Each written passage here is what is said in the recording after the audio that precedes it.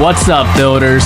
This is Raise the Bar Radio, where we talk about building wealth, raising capital, and all in all, raising the bar in your business and your life.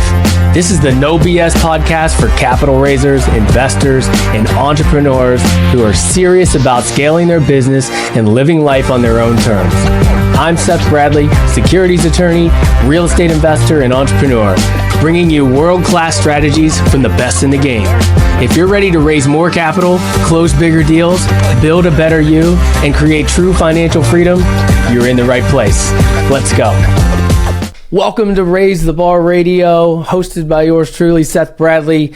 Today we've got Mr. Passive, Mike Hoffman. Mike, welcome to the show. Seth, thank you for having me. Fired up to be here.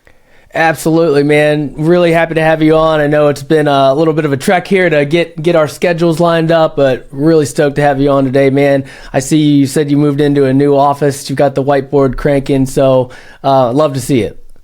Yeah, whiteboards are the only place I can get my thoughts down. Yeah, man, it makes a difference when you actually write something rather than type it, or even on a Miro board where you're doing it online. There's something about physically writing something down. You know, I'm glad you said that, because yesterday I flew up to Seattle for a quick work trip, and I didn't have Wi-Fi, and I literally had 3 pages of it was so, like, the clarity of some of these kind of bigger visions I have now from just being able to write for an hour on a flight was, I was like, man, I gotta do this more often. Yeah, for sure. The key, though, is like once you write it down, like it just doesn't go into the trash or into a black hole somewhere where you never see it again. So that's kind of the disadvantage there. If you have it on your computer and you're taking notes, or you have it on a Miro board, at least it's there to reference all the time. If you write it down on paper, sometimes I've got my Raise Masters book right here for notes, but it's like, you know, it might go into the abyss and I'll never look at it again. So you got to be careful about that. Yeah. I need to check out the Miro boards. I've heard a lot of good things about them. Yeah.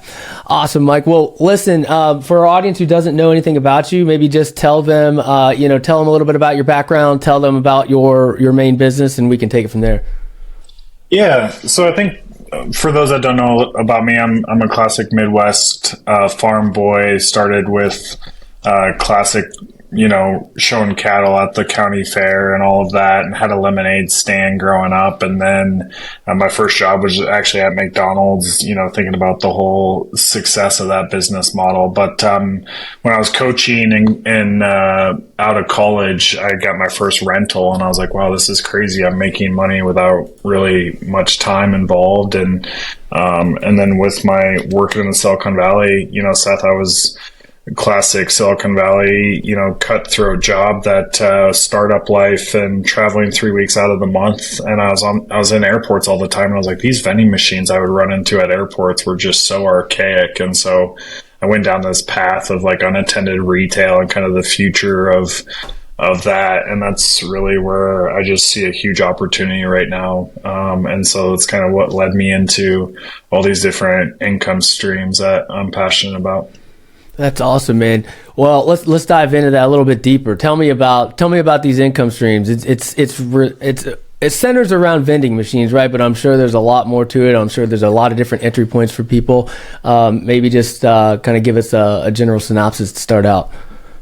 Yeah, so I think the big thing with if we're talking vending specifically as an income stream, most people think of vending as the traditional machines where you enter in a code, you put your card on the machine, and then a motor spirals down a Snickers bar or a soda, and you go into the chute and grab it. Well, nowadays, there's these smart machines that literally you just unlock the door, or even if you you land in the Vegas airport, right at the bottom of the escalator where it says, "Welcome to Las Vegas," there's a 7-Eleven with gates and AI cameras, and there's no employees in the 7-Eleven, and it just tracks whatever you grab, and to exit the gate, you have to pay for it. So like there's just this huge market now where we just installed it in urgent care less than 2 months ago, and we can do over-the-counter meds in that machine because it doesn't have to fit into a motor. It's just shelf space. You identify with the planogram with the AI cameras, like, okay, Dayquil in this slot or salad in this slot, and then whatever they grab, it gets charged to the person that pulls it from it.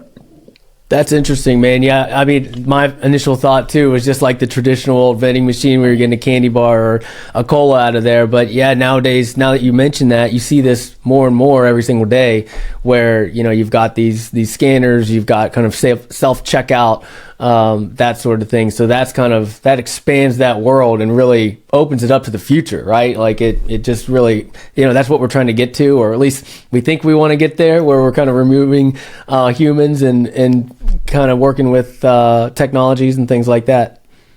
Yeah, and I think, removing the whole human thing, I mean, those machines still got to get stocked, and, right. There's not robots running around doing that. But I just come back to, I was a Marriott guy when I was on the road all the time, and I'd go to these grab and goes at a Marriott and at the end of the night, I'd grab like a little wine or an ice cream sandwich. And I literally had to go wait in line at the check-in desk behind 3 people checking in just to tell them, hey, put these on room charge. And I was like, if I had a checkout kiosk in that grab and go, I could have just removed all the friction for this customer experience. Right. 100%. Yeah. I mean, there's a place and time for it, and there's more and more applications for it that just pop up every single day, and you can kind of spot that in your life as you're just kind of moving through, whether you're checking into your hotel or whatever you're doing. Yeah.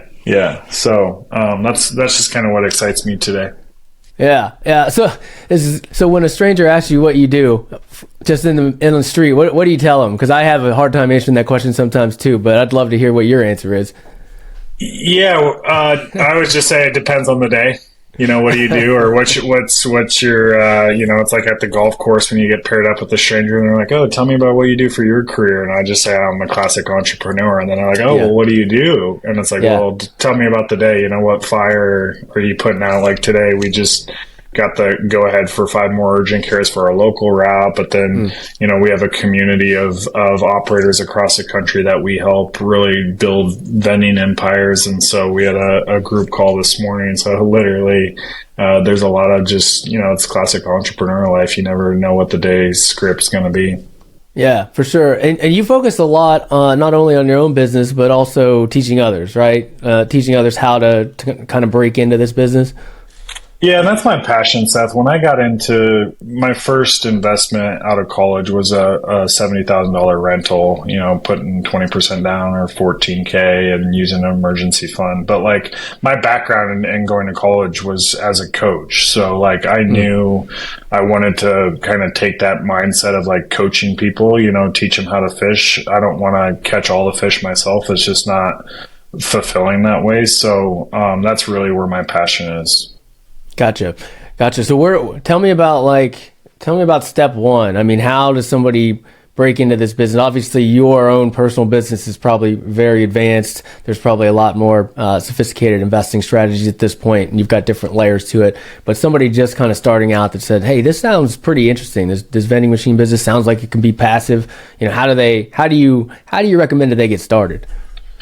Yeah, so I view like the whole vending scale as similar to Major League Baseball. You got your single A all the way up to the big leagues, and if you're just starting out, I always recommend like find a location where you can put a machine and just learn the process. Like to me, that's single A analogy. So that always starts with people want to jump right to like, oh well, what type of machines do you recommend? What products? How do you price products? And the first question I'll always ask Seth is, well, what location is this machine going in? And they're like, well, I don't know yet. I was just going to buy one and put it in my garage to start. And it's like, no, you need to have the location first. So understanding that, is it a pet hospital? Is it an apartment? Is it a gym? Is it, where is the foot traffic? And then you can cater to what's the best machine for that type of location.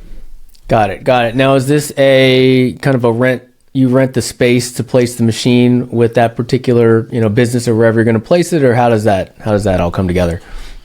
Not typically. Okay. Some people are kind of more advanced, like apartment complexes are used to the revenue share model. So they're going to ask for a piece of the pie for sure for you to put the machine in their lobby. But like, when we're talking urgent cares or even pet hospitals, they're viewing it as an amenity. And so we probably have I don't even know how many machines now, 75 now. And we, less than half of those actually charge us rent or ask for a revenue share to have them in there. So I never lead with that, but we'll do it if we need to get the location. Interesting. Gotcha. So it's really a value add for wherever you're going to place it. And that's how most people, or I guess most businesses would look at that. And then you're able to capture that space.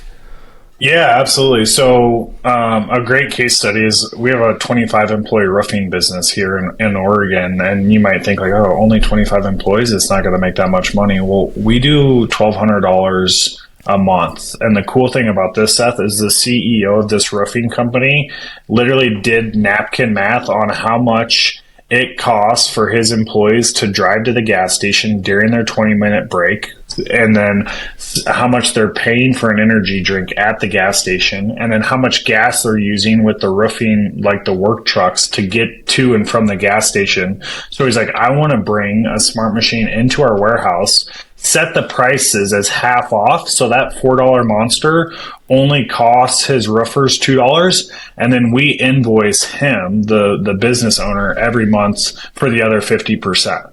And so he actually calculated as a cost savings, not asking for money to rent the space. Yeah, gotcha. That makes sense. Yeah. That makes sense. And I love the baseball analogy with the single A, double A, triple A, even into the big leagues here. A lot of the folks that listen to this are already kind of, in the big leagues, or maybe they've got some capital behind them. Like, how would they be able to jump right in, maybe skip single or double A, or would they? Or do you even suggest that? Do you suggest that they start, small just to learn and then maybe invest some more capital into it to expand, or can they jump right to the big leagues? Oh, I think they can jump right to the big leagues. And this is, okay. I'm glad you brought this up, because just listening to some of your episodes from the past, there's no doubt that you have people that could buy a route, like a off biz buy sell today. And I think this is a prime opportunity. It's very similar to flipping a house. So there's a route in Chicago, I think it was for $1.1 million.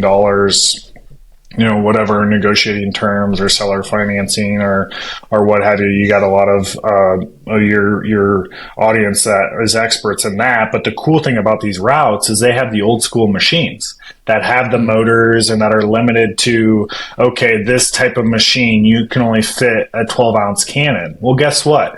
The minute you buy that route, you swap out that machine with one of these micro markets or smart machines. Now you just went from selling a 12-ounce soda for $1.25 to now a 16-ounce monster for $4.50.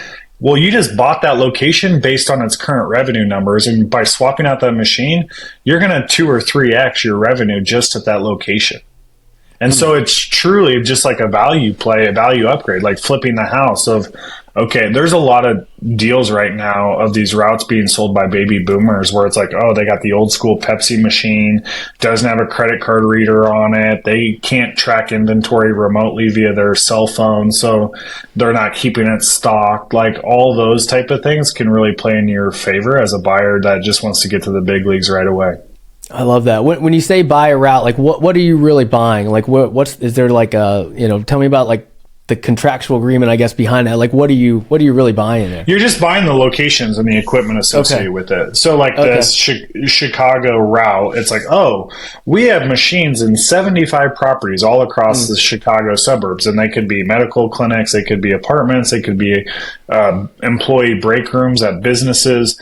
But that's when you start diving into those locations. It's like, oh, I have a snack machine and a soda machine here. Well, you swap that out with a micro market that now, instead of that machine that'll only hold a small bag of Doritos that you charge $2, well, now you get the movie size theater bags that you can really put in there in a micro market. Like naturally, just that valuation of that route based on those 75 machines' current revenue, I mean, you're going to be able to 2 or 3x your revenue right by just swapping out those machines.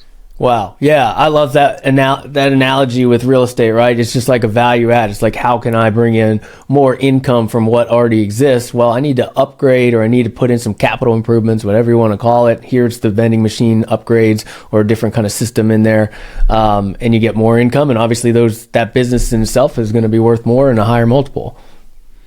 Absolutely. I mean, a great example of this is we had a machine in an apartment complex, and it was your traditional machine with the motors, and you have to enter in the code. Well, we could only put in 4 12-ounce drinks and then chips. Well, we swapped that out with a micro market. Well, now that micro market, we literally put in bags of Tide Pods for laundry, like these big bags of Tide Pods. We'll sell those like hotcakes for $15. And our old machine, yeah, our old machine, Seth, it would take us to get to $15. We'd have to sell 8 Snickers. Right. That's one transaction. Yeah.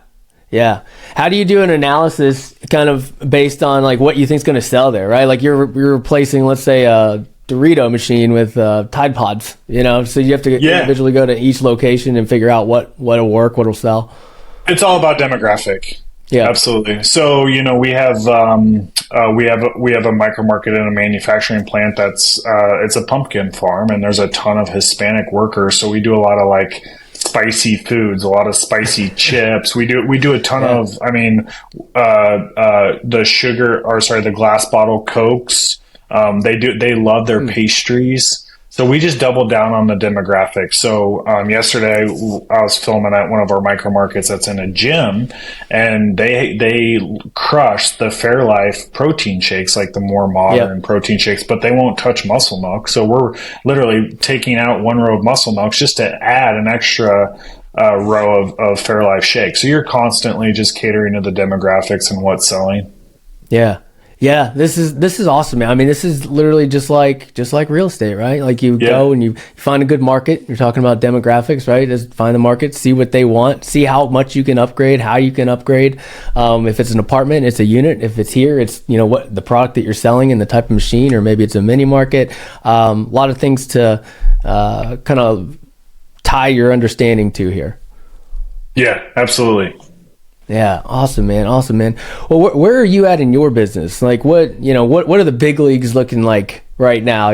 What are you doing to expand your business, raising the bar in your business? Yeah, that's a really good question. I'm going after kind of these, newer markets, and we're kind of past that point of like, okay, let's pilot in this location. For example, that urgent care, we didn't know if it was going to be a good location 2 months ago when we installed. Well, now it's already crushing it. Well, there's 6 other urgent cares in town, and we just got to go ahead on 5 of those 6. So like for me, it's doubling down on our current proof points of where, okay, we know that manufacturing plant, the pumpkin farm, does really well. So let's start getting intros to all the manufacturers of the products they need to grow pumpkin. Like we're just doubling down on scaling because now we have the operational blueprint to really just kind of to go after it. Gotcha. Tell me about how passive this can really be, right? So I used to have, before we switched over to the new brand, Raise the Bar podcast, it was the Passive Income Attorney podcast, right? Yeah. It was really focused on passive investments, focused on bringing in passive investors into my real estate deals, things like that. And I think that word passive gets thrown around quite a bit, right? And sometimes it's abused because, people get into things that are not truly passive.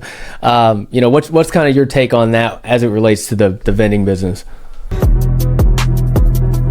Pardon the interruption, but we don't do ads. Instead, know that if you're raising capital for real estate, my law firm, Raise Law, is here to give you the expert legal guidance you need to raise capital compliantly and structure and close your deal.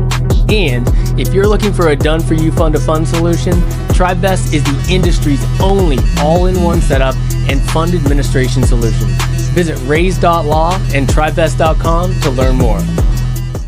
Yeah, so I think as far as with the vending business, there's clearly upfront legwork that needs to be done, whether that's finding locations or any of those things. So I have a route that is here in Oregon, and then we bought a route last year in Illinois and have scaled that route. I spend 30 minutes a week on each route.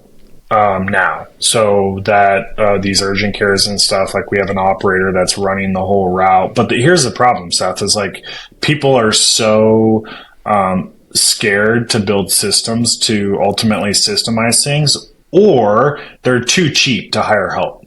And I'm the opposite. I kind of like Dan Martell's buy back your time. Like I have like a leverage calculator, and like I constantly think about, is this worth my time, because as you know, you're busier than me. Like, it's so limited. So for me, my routes, I would consider them passive. Like 1 hour a week is nothing in my mind. But as far as like, I'm also a passive investor on, we're building an oil loop station in Florida, and I sent my money a year ago to the active investor, and I haven't talked to him since. Like, that's actually truly probably passive now. Right. I'm not doing anything, but there's different levels to that. And I'm a huge believer, like, don't delegate something until you know what you're delegating. So people that want to start with the vending routes, sure, if you want to buy a route that already has an operator, that's one thing. But if you're starting a vending route for your kid or for your stay-at-home wife or whatever as a side hustle, like, get in the weeds and install that first machine. So when you hire help to take over the route, you know what you're delegating. Yeah. That's key. That's key. And, you described just like any other business, right? I think that's kind of where people get themselves into trouble, that sometimes they get sold the dream that it's truly passive, and eventually it can be. I mean, you're talking about an hour a week. To me, that's pretty damn passive, right? But, up front, you've got to learn the business. You've got to know what you're getting yourself into. Like you said, you've got to learn before you delegate so that you know what you're delegating. There is going to be some upfront work. And then as you're able to kind of delegate and learn, then you can make it more and more passive as you go.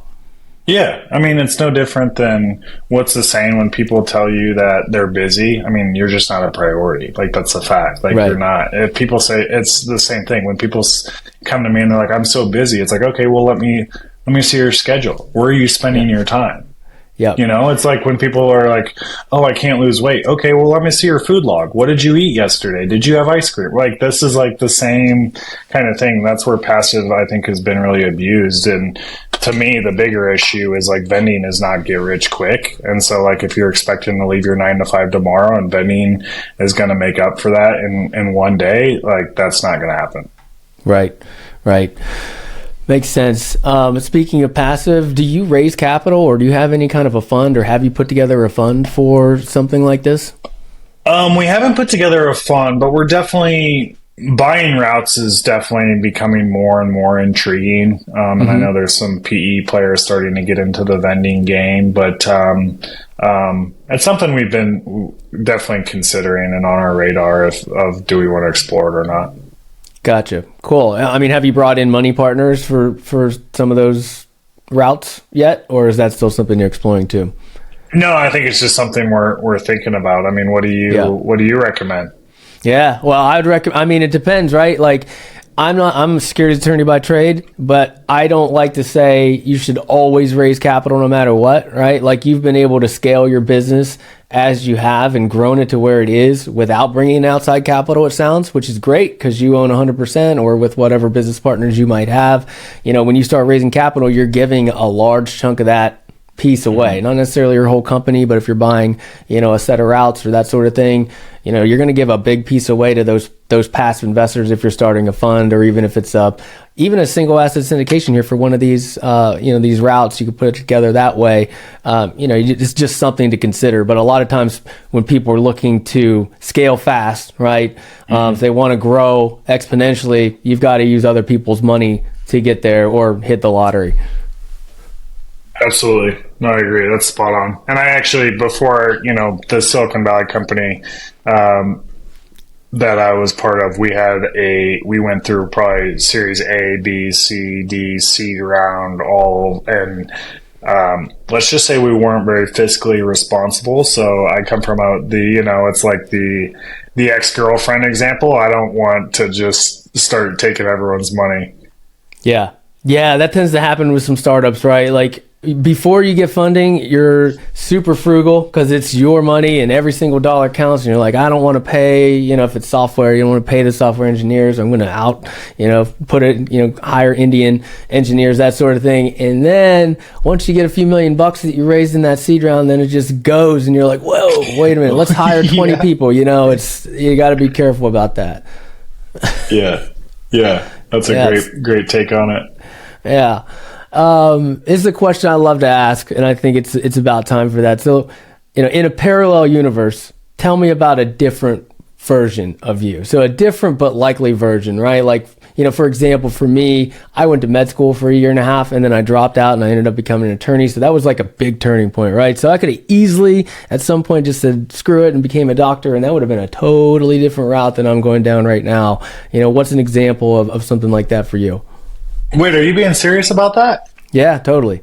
I took the MCAT too. I got into med school, and then I was pre-med in school, and then the more I learned about exercise science, I was like, oh, organic chemistry is not fun. Whew, it is not fun. I did not love that. I majored in exercise physiology, and then I ended up switching to biology because it was just a little bit of an easier route to get my degree and go into med school. And I went for a year and a half, and then I dropped out because I absolutely hated it. I knew I didn't want to do it. I was just more attracted to business and that sort of thing. So, yeah, that's crazy. That's awesome. Yeah. Parallel universe. That's a really good question. I don't know. I have 2 kids under 3, and the other side of me wishes I would have traveled more, and really kind of, we'll get there hopefully when they get out of high school and someday. But right now, I just think there's so many different cultural things and ways to skin the cat, and it's just fascinating to learn some of those things. And right now, you can learn online anything, but really kind of immersing yourself in those cultures. I think it would have been fun to kind of go to different cultures and really like understand how they did things for a period of time, to really just learn their thinking. Yeah, I love that, man. I had a similar experience to what you're describing. I didn't travel abroad really, other than like, Canada and Mexico, until I studied abroad in Barcelona during law school. Oh. And I got to stay there for a couple of months. So you actually had some time. It wasn't like you're just visiting for a week or a weekend or anything like that. You got to kind of live there, right, for a couple of months. And it just totally changed my my outlook on life and just the way that you see things. Like, I feel like we're in the US and we just think US is number one, and there's only one way to do things the way that we do things, that kind of attitude. And then when you go to Western Europe and you see that culture, and you drive or get on a train, it's like an hour away and you're in a totally different culture, and they're doing it a certain way as well, and it's working. You just see that other people are doing things differently and still being successful at it, still having a thriving culture, and it's just awesome to see. Yeah, absolutely. Yeah.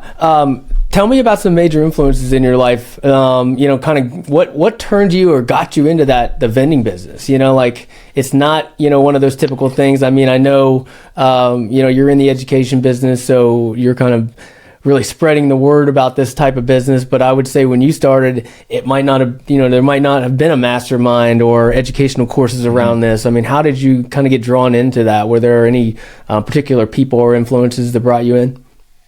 Yeah, so the biggest influence for me to get into vending wasn't actually a person. It was actually I was coming back from the Pentagon from a trip back to the Bay for the startup we were talking about, and I was in the Denver airport, and 11 p.m., our flight was delayed, and then they're like, hey, you have to stay in the airport tonight. The pilot went over their hours for the day, blah, blah, blah. So I went to a vending machine, and I remember buying a bottle of water, and I think it cost, like, at the time, $3 or something. I knew that bottle of water cost 20 cents at Costco. And I was like, there is someone that's at home with their kids right now making money off me, and they're not even at this machine. Like, the machine is doing the work. So I had like an aha moment of like, what are my true priorities in life? And like, why am I chasing this cutthroat startup from Palo Alto and trying to, make it, when like reality was like, my priorities are like freedom to spend more time with my family. So that's really kind of what led me into this path of starting a vending machine side hustle to keep our lifestyle as we had kids. We wanted to have a nanny, and we wanted to be able to still go on dates and things like that as a couple with my wife. So that's really kind of my family, and just like having the freedom to do things. Like, that's what I'm really passionate about. Yeah. Yeah. I mean, building on that, and you may have already answered that, but what does success look like for you? An empty calendar. Good luck with that. Good luck. Oh man, I was gonna say, how do we crack that code? Man. No, yeah, no. But I think success to me is doing things like picking up my daughter at 3, and Right. even being able to say no to the things that aren't gonna get you to where like the discipline piece of this too. Yeah. Yeah, I mean, for me, it's kind of similar, right? It's I'm not going to be able to empty that calendar, not yet, at least. Maybe here in the future, but for now, it's pretty filled. But it's flexible, right? Like us as entrepreneurs, we probably work more than we ever worked when we were in our W-2s. But at the same time, it's we're working in our own business for ourselves, for our families, and we have the flexibility. A lot of people will say the freedom, right? But we have the flexibility to move things around. And if you want to pick your kids up at school at 3, or, you do want to take a weekend off, or, something comes up in your schedule, you have the flexibility to do that. Whereas if you're kind of slaving away at the 9 to 5, you can't really do it. Yeah, that's spot on. I mean, I just wrote that down, but flexibility is, because you're right. When you start becoming an entrepreneur, this is what I tell people all the time when they want to get a vending route, is like, running your own business, you are going to work harder than you do for your boss currently at your W-2. Like, you have to do payroll. You have to do, like, you got to, like, make sure there's money to actually do pay, like all those things that you just don't even think about when you have a W-2. It's like, oh, today's, this Friday I get paid. Well, when you run a business, I mean, that money's got to come from somewhere. Right. Yeah. 100%, man. 100%. All right, Mike, we're going to wrap it up. Thanks so much for coming on the show. Tell the listeners where they can find out more about you. Yeah, Seth, thanks for having me. This has been great. I have free content all over the place. They can find me on the classic Instagram, Twitter, YouTube, but I also have vendingpreneurs.com is where we help people that are more interested in actually the vending stuff. But I've been really trying to double down on YouTube lately because there's just a lot of content. And you can't get it off a 1-minute reel. Love it, man. All right, Mike, appreciate it. Thanks for coming on the show. Seth, thanks for having me. Thanks for tuning in to Raise the Bar Radio. If you enjoyed today's episode, make sure to subscribe, leave a review, and share it with someone who needs to hear it. Keep pushing, keep building, and keep raising the bar. Until next time, enjoy the journey.